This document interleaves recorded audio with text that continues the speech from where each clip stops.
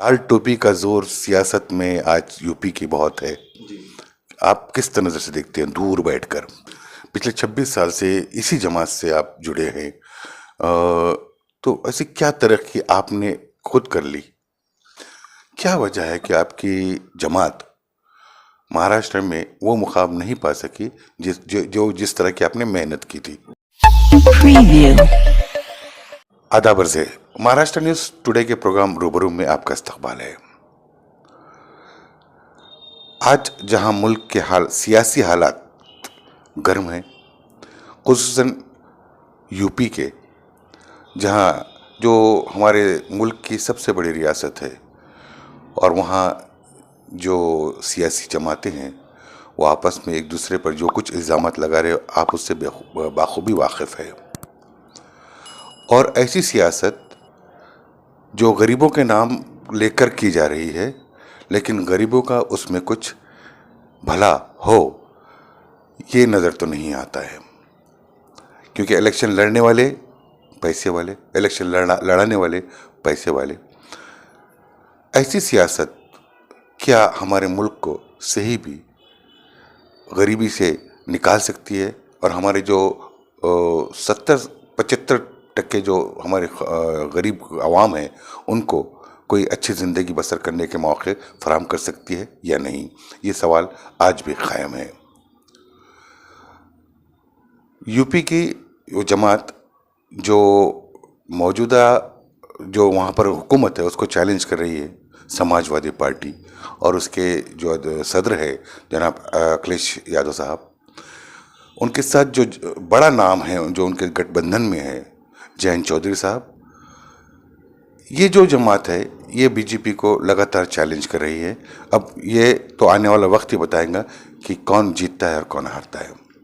आज रूबरू में हमारे जो मेहमान है ये महाराष्ट्र के जॉइंट सेक्रेटरी है समाजवादी पार्टी के। पिछले 26-28 साल से समाजवादी में अपनी ज़िंदगी इन्होंने गुजारी है, अपना वक्त दिया है, और जनाब अबूहसन आज़मी के वो ख़ास बंदे कहलाते हैं मराठवाड़ा के इलाके में।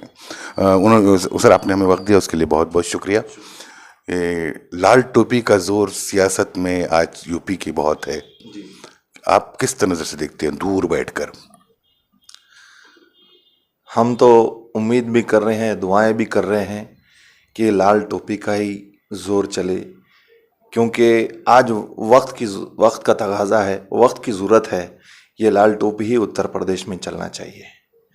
और जैसा कि आप जानते हैं ये लाल टोपी है, ये क्रांतिकारी कहलाती है, क्योंकि इंसान के, किसी भी इंसान के या जिस्म का जो रंग होता है लाल होता है, तो ये क्रांतिकारी टोपी है। ये क्रांति बदलाव उत्तर प्रदेश में ला सकती है। राव साहब एक काबिल आदमी है, पढ़े लिखे आदमी है, आप अभी डॉक्टर भी है और सीए भी है, जो आपने डिग्री हासिल कर रखी है। पिछले 26 साल से इसी जमात से आप जुड़े हैं। तो ऐसी क्या तरक्की आपने खुद कर ली? देखिए, सियासत में मैंने एक चीज़ मानता हूँ, किसी का होना या किसी को अपना बनाना। मैंने दोनों भी पहलू पर काम किया हूँ। मैं समाजवादी पार्टी का हो भी चुका हूँ और समाजवादी पार्टी को अपनाया भी हूँ। और जब से मैंने होश संभाला हूँ, मैंने देखा हूँ कि इस मुल्क के अंदर जो मुसलमानों के साथ किया जा रहा है, जैसे कि इस मुल्क में मुसलमानों ने कुछ किया ही नहीं। अगर आप हिस्ट्री देखेंगे, हजरत टीपू सुल्तान रहमतुल्लाह अलैह की, हिंदुस्तान की आज़ादी के लिए सबसे पहले शहीद हजरत टीपू सुल्तान रहमतुल्लाह अलैह हैं। मैं वहाँ पर आऊँगा, लेकिन ये 26 सालों की जो सियासत आपने, सुनिए ना, 26 साल की जो सियासत है उसमें आपकी जो भावना है, जो समाज सेवा की जो आपकी ख्वाहिशात है, वो कहाँ तक पूरी हुई, या अब्दुल रऊफ साहब ने क्या हासिल किया? देखिए, रहा मेरे हासिल करने का सवाल, मुझे इस समाजवादी पार्टी में जो बुलंदियाँ और जो शोहरतें मिली, मैं उसके लिए सबसे पहले मेरे कायद आमदार अबू हासिम आज़मी साहब का बहुत शुक्रिया अदा करता हूँ कि उन्होंने मुझे ऐसी कई जिम्मेदारियाँ दी थी और मैं कुछ हद तक उस जिम्मेदारियों में कामयाब भी हो चुका था।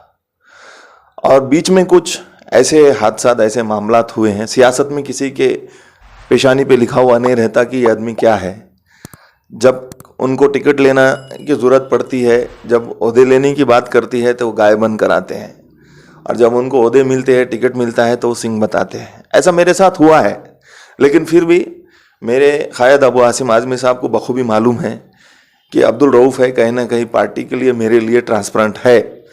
और जैसा कि आपने मुझसे कहा कि आपने क्या हासिल किया, जो शोहरत मुझे महाराष्ट्र में समाजवादी प्लेटफॉर्म से मिली, जो मैं जाना चाहता हूँ कि समाजवादी पार्टी का एक सिपाही है और अबू आसिम आज़मी साहब का एक कार्यकर्ता है, वो है अब्दुल रऊफ़। तो ये मेरे लिए बहुत बड़ी गौरव, ये काफ़ी है जी। रऊफ साहब, जैसे कि आप 27 साल से आप जैसे कह रहे हैं कि आपने अपने इस पार्टी के लिए दिए हैं, आप यूपी के भी जो है तो यूपी में भी जाते आते रहते हैं, अखिलेश से भी आपकी मुलाकात होती रहती है। क्या वजह है कि आपकी जमात महाराष्ट्र में वो मुकाम नहीं पा सकी जिस तरह की आपने मेहनत की थी? जी। देखिए यही साहब, मैं इस बात से तो इनकार करूंगा कि हमने मकाम हासिल नहीं किया। 1-2 एमएलए होना अलग बात है। 96 के बाद का ग्राफ अगर देखेंगे आप, जब अबू आसिम आज़मी साहब ने पूरी तरीके से समाजवादी पार्टी मुंबई और महाराष्ट्र की डोर संभाली थी, तो एक वक्त ऐसा था 6 और 7 आमदार हमारे थे। एमपी 12 में जहाँ तक मुझे ख्याल है 12 आमदार थे, उसमें नवाब मलिक वगैरह सब पहली बार 7 थे। नवाब मलिक वगैरह सब जिससे चुनकर आए थे।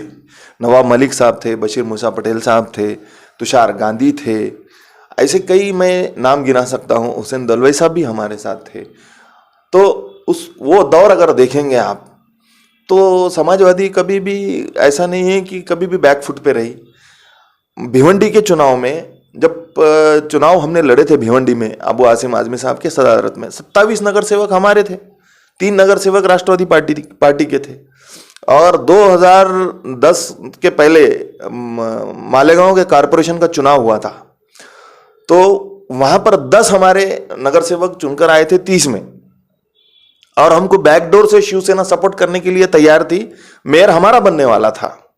उस वक्त अबू आसिम आज़मी साहब ने कहा था कि अबू आसिम गिर के राजनीति नहीं कर सकता, अबू आसिम उस पार्टी के साथ नहीं जा सकता जो फिरका परस्त है। ये कहकर अबू आसिम आज़मी साहब ने सपोर्ट नहीं किया। उसका खामियाजा हमको भुगतना पड़ा। 10 के 10 नगर सेवक हमारे फूट गए, लेकिन हम उसूलों के पीछे नहीं हटे। और मैं सलाम करता हूं अबू आसिम आज़मी साहब की इस आज़म को कि वो झुके नहीं। ऐसा कहा जाता है, ऐसा चर्चा है कि जब से यहाँ महाराष्ट्र में आपकी जमात ने कदम जमाना शुरू किए, तभी से इस पार्टी की भागदौड़ आज़मी साहब के हाथ में रही। और चूंकि आज़मी साहब का नेचर कुछ ऐसा है कि वहाँ पर लोग बहुत दिन तक टिकते नहीं हैं, ऐसी चर्चा होती है। कहाँ तक सही है ये बात? बिल्कुल गलत बात है ये। देखिए, करनी और कटनी में बहुत फर्क होता है। जिस तरह आप बता रहे कि यहाँ पर इतने लोग थे, मालेगांव में थे, बम्बई में इतने लोग आए थे, तो क्या वजह हो सकती है कि वो लोग दूर चले गए फिर से? कुछ लोग मफाद परस्त रहते हैं, कुछ लोग सत्ता के लालची रहते हैं, इसलिए थोड़ा सा, और वो बोलने के लिए तो कुछ भी बोल सकते हैं, लेकिन सच्चाई ये है, कुछ लोगों को अबू आसिम आज़मी साहब ने ना सिर्फ टिकट दिया, जेब का पैसा देकर उनको बड़े बड़े ओहदे दिलाए।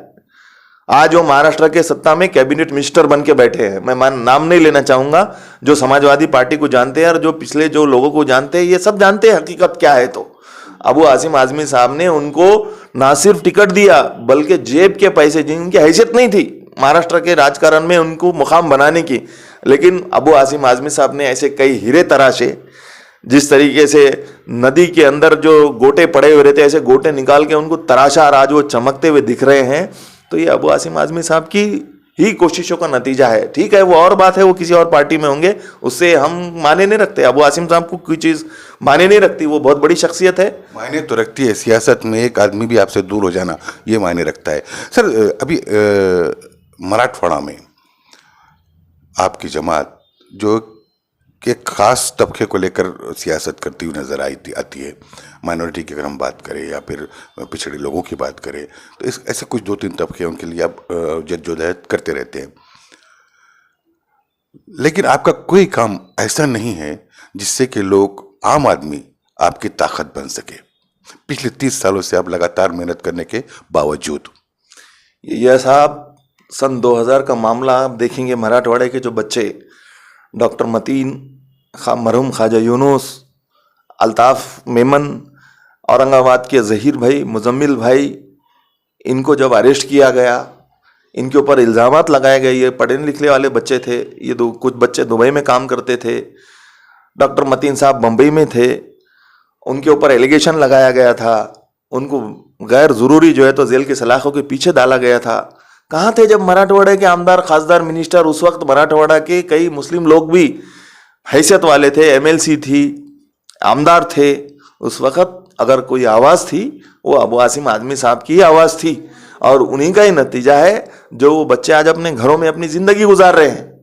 और जब बम ब्लास्ट हुए 2003-2002 में, बम ब्लास्ट हुए, सीरियल बम ब्लास्ट हुए मराठवाड़ा के अंदर, जालना, परभनी, नांदेड़, तो तब कौन आया था आवाज़ उठाने को?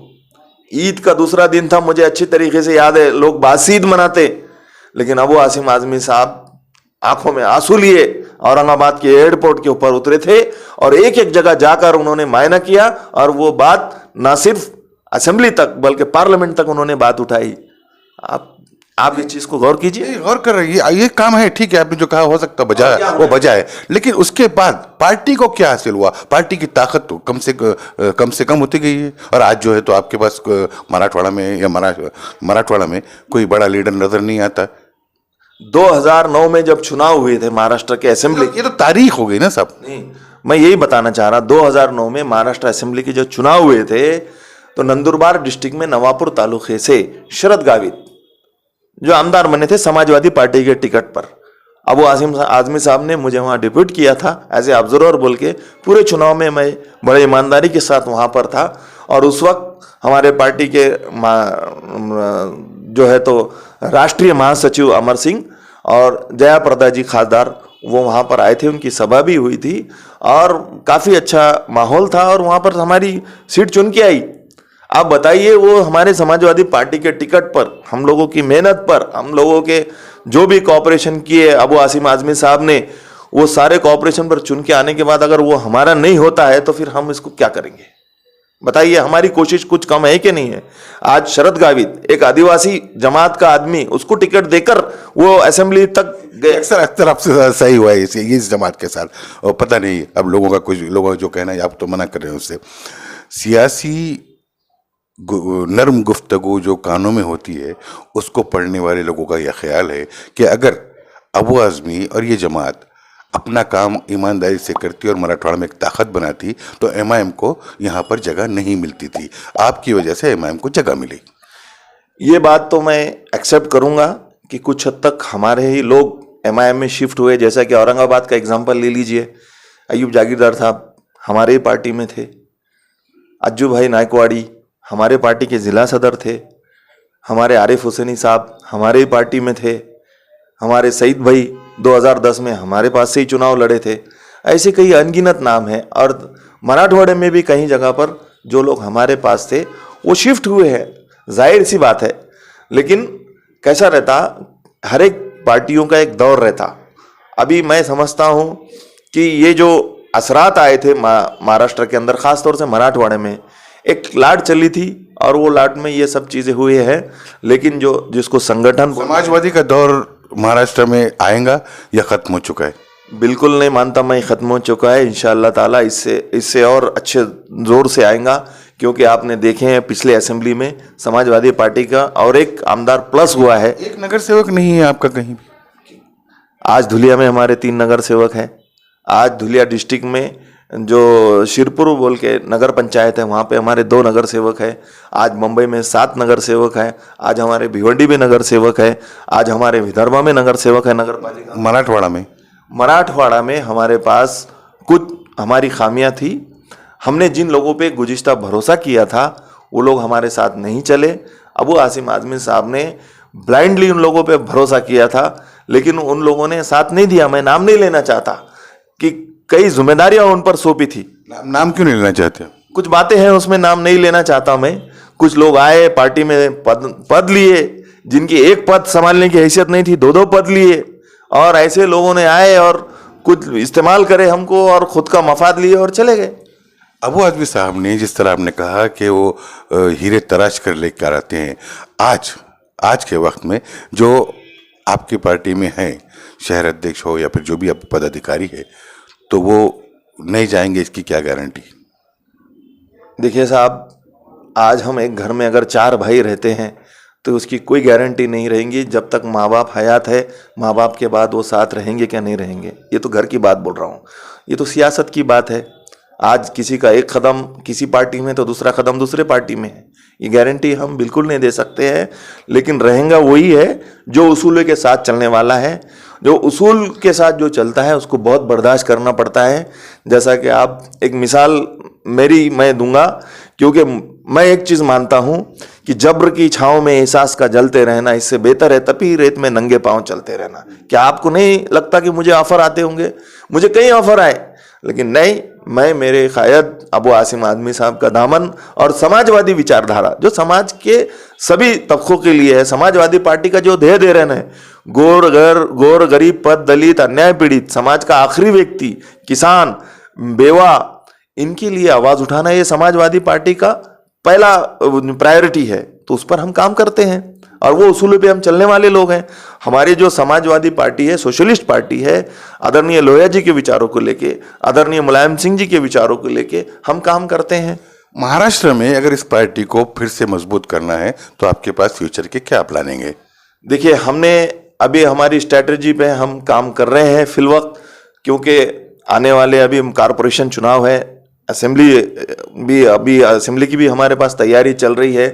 तो एक बात तो दुरुस्त है कि हमेशा हमने कुछ पार्टी हमारे साथ चली, हम यूपी में भी गए थे, रिपब्लिकन डावी आघाड़ी बोल के 2009 में जो बनी थी 12-13 पार्टी की, उसमें भी हम साथ चले थे। उसमें हमको 1 सीट का खामियाजा भुगतना पड़ा था, नहीं तो उस वक्त 5 सीट हमारी आ रही थी। वो जहां पर नंदुरबार डिस्ट्रिक्ट में 1 सीट आई थी, वहीं उसके बाजू अक्कल कुआं असेंबली से हमारे पास एक कैंडिडेट तैयार था जो सिर्फ 1100 के वोटों से गिरा। उसने लास्ट मोमेंट तक टिकट मांगा, हमने टिकट दे के वापस लिया था। अबू आसिम आज़मी साहब पे प्रेशर डाला गया, रिडालोस के जो भी लोग थे उनके जिम्मेदारों ने, कि वो हमारा कैंडिडेट है, आप उसको मत खड़े कीजिए, जबकि कैंडिडेट हमारे साथ। मेरा सवाल ये था कि फ्यूचर प्लानिंग क्या है आपकी? मैं बता रहा हूं कि फ्यूचर में हमारे पास कुछ ऐसी क्योंकि मालूम कि सॉरी रोक रहा हूं मैं आपको, क्योंकि सियासत में अगर जिंदा है तो अपने जिंदा रहने का सबूत बार बार देना पड़ता है, जो आपकी पार्टी में कम नजर आता है।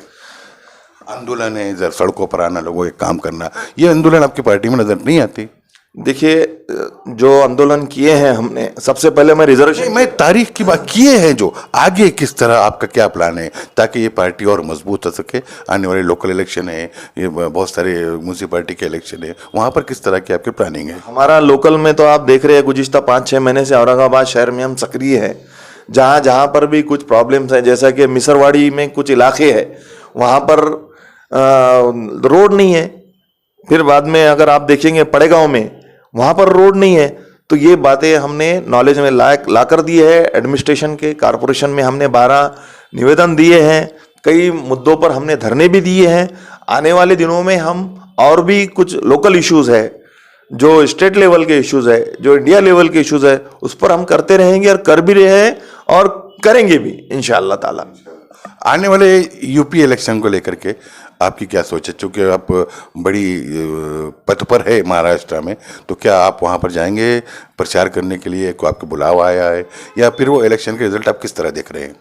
देखिए, मैं तो बोल ही रहा हूँ कि समाजवादी पार्टी 250 से ज़्यादा सीट लेकर इख्तिदार में आने वाली है, क्योंकि अखिलेश जी का ये कहना है कि मेरे बारे में तुम अपनी राय अभी मत देना, मेरे बारे में तुम अभी राय अभी मत देना, मेरा वक्त बदलेगा तो तुम्हारी राय भी बदलेगी ज़रूर। और आज मीडिया भी तस्लीम कर चुकी है कि आज समाजवादी पार्टी का ग्राफ बढ़ रहा है। अब पहले एक कैलकुलेशन था, बीजेपी के पास 80 लोग थे तो 20 अदर पार्टी के पास थे, लेकिन आज 80 लोग समाजवादी के साथ है। उसकी वजह यह है कि जैसा आपने देखा 2014 में जब बीजेपी ने एक कार्ड खेला था हिंदुत्व का, हिंदुत्व के कार्ड पे जो SC, ST, OBC, पिछड़ा वर्ग, ये सब जो है तो बीजेपी के साथ गए थे। लेकिन जब उन्होंने देखा बीजेपी सिर्फ कुछ % लोगों को ही लेकर हिंदुत्व के नाम पे फायदे दे रही है, पिछड़ा वर्ग पिछड़ा ही होता जा रहा है, किसान परेशान है, स्टूडेंट जो है परेशान है, तो ये जब हालत देखे, मुल्क के हालत जब देखे, नोटबंदी कराई गई, कोरोना के नाम पे हजारों लाखों लोग बेघर हो गए, कई लोग बेवजह जिनकी जाने गई, कई लोगों का पैसा खर्चा हुआ, और हुकूमत जो है खास तौर से यूपी के अंदर ये सारी चीजों में नाकाम रही। तो ये सारी चीजें देखते हुए अखिलेश जी आज एक नंबर पे चल रहे हैं और ओबीसी, एससी, एसटी खास तौर से अखिलेश जी का साथ दे रहे हैं। जिस तरीके से यादव और मुस्लिम अखिलेश जी के साथ है, तो आने वाले दिनों में 250 से ज्यादा सीट लेके समाजवादी पार्टी जरूर वहां पे सरकार बनाएंगी, ये बात मैं कह सकता हूं। अवैसी फैक्टर कुछ असर नजर आता है आपको वहां पर? देखिए 100 सीट अवैसी साहब लड़ा रहे, आप यही है भाई बताइए 403 में 100 सीट लेके सरकार बना सकते क्या? और वो 100 सीट लेके जब चुनाव लड़ रहे हैं तो क्या वहां पर जो सेकुलर पार्टियां हैं इनको नुकसान नहीं पहुंचा रहे क्या? मेरे नजरों में अवैसी साहब दूध में नींबू निचोड़ने वाला काम कर रहे हैं। अरे भाई आप अपने घर में तेलंगाना में टोटल 119 सीट है, 119 सीट में आप हैदराबाद डिस्ट्रिक्ट में प्रॉपर सिर्फ आपके 7 सीट है, आपकी हैदराबाद डिस्ट्रिक्ट के बाहर सीट नहीं है। वहां पर टोटल 15 सीट है हैदराबाद डिस्ट्रिक्ट में, 7 सीट टीआरएस की है, 1 सीट बीजेपी की है। हैदराबाद डिस्ट्रिक्ट की बात कर रहा हूं मैं, और पूरे तेलंगाना में 119 सीट है। और आपकी पार्टी हिंदुस्तान आजाद होने की पहले है वहां पे। आप बोलते हैं जहां मुस्लिम इलाके वहीं हमारी सीट है, फिर मैं तो ये बोलूंगा फिर वहां आप क्यों जाके लड़ा रहे हैं? वहां पे भी आप मुसलमानों की वोट ले। ये तो हम कहीं भी लड़ सकते हैं, सियासी जमात है, इंडियन कॉन्स्टिट्यूशन में ये परमिशन है, ये इजाज़त है कि आप अपनी पार्टी को लेकर कहीं भी इलेक्शन लड़ सकते हैं। वो अपनी एक ताकत बनाने की कोशिश में है। और जिस तरह आप महाराष्ट्र में आए, आप कोशिश कर रहे हैं, अपना काम हुए, वो कामयाब होते नजर आ रहे हैं दूसरे स्टेट में, उनका क्या गलती है? नहीं तो मैं ये बोलूंगा अगर ताकत बनती है तो बनाइए ना, सेकुलर पार्टी के साथ आप जाइए ना, सेकुलर पार्टी के साथ रह के आप आइए ना। आप सेकुलर पार्टी गठबंधन में अवैसी साहब की जमात को नहीं लेना चाहती। अवैसी साहब ने डिमांड किए कि हमको डिप्टी सीएम दीजिए, कहां से उनकी डिमांड पूरी करेंगे भाई? अगर पार्टनरशिप आप कर रहे हैं तो बरोबरी का वो हिस्सा रहना चाहिए ना। आज समाजवादी पार्टी तीन मर्तबा वहां पे इख्तियार में रह चुकी। आज समाजवादी पार्टी के कई एमएलए है, कई एमपीज है, और एक दौर ऐसा था सेकंड नंबर पे समाजवादी पार्टी के एमपीज थे। आज मुलायम सिंह जी की दावेदारी थी प्राइम मिनिस्टर बन सकते थे, लेकिन इतना बड़ी पार्टी होने के बावजूद भी समाजवादी पार्टी को जब उस वक्त माननीय नेताजी को हिंदुस्तान के डिफेंस मिनिस्टर बनाया गया, तो समाजवादी पार्टी का बहुत बड़ा गुडविल आज उत्तर प्रदेश में है। कल अगर समाजवादी पार्टी हैदराबाद में आएंगी और अवैसी साहब को डिमांड करेंगी हमको भी आप सीट दीजिए और हमको डिप्टी सीएम बनाइए, तो ये होगा क्या? ये पॉसिबल नहीं है राजनीति के अंदर। तो उन्होंने कहा कि ठीक है आप आना चाहते हैं। अवैसी साहब गलत तो नहीं कर रहे, उनका हक है, वो लड़ सकते हैं, आप भी कहीं भी जाके हैदराबाद में लड़ सकते हैं। अगर आपका कहना है कि भाई समाजवादी को वहां पर कामयाबी मिलेंगी यूपी में, बिल्कुल मिलेंगी। आप देख रहे हैं जैसा कि आज जो ग्राफ आ रहे हैं, जो मीडिया बता रही है, और समाजवादी पार्टी का वहां पर काम भी है, समाजवादी विचारधारा पे लोग वहां काम करते, किसान मजबूती से समाजवादी की पार्टी के साथ खड़ा है, स्टूडेंट खड़े हैं, ओबीसी, एससी, एसटी सब समाजवादी को साथ देने के लिए आज तैयार है। कई छोटे दल अलग अलग पार्टियों के समाजवादी पार्टी के साथ है, तो ये बहुत बड़ी ताकत है, और यही ताकत समाजवादी पार्टी को सरकार बनाने से नहीं रोक सकती, ये मुझे दावा है। रोज साहब आखिरी सवाल कि लोकल जो इलेक्शन होने वाले एएमसी के, वहाँ पर आपकी जमात किस तरह उस पर तैयारी कर रही है और कितने सीट आप खड़े करने वाले हैं और किस तरह की प्लानिंग है? देखिए अभी तो कारपोरेशन में ये तय नहीं हुआ है। पहले ये तय हुआ था कि वार्ड वाइज चुनाव होंगे, अभी फिर वो चेंज होके प्रभाग वाइज चुनाव हो रहे हैं।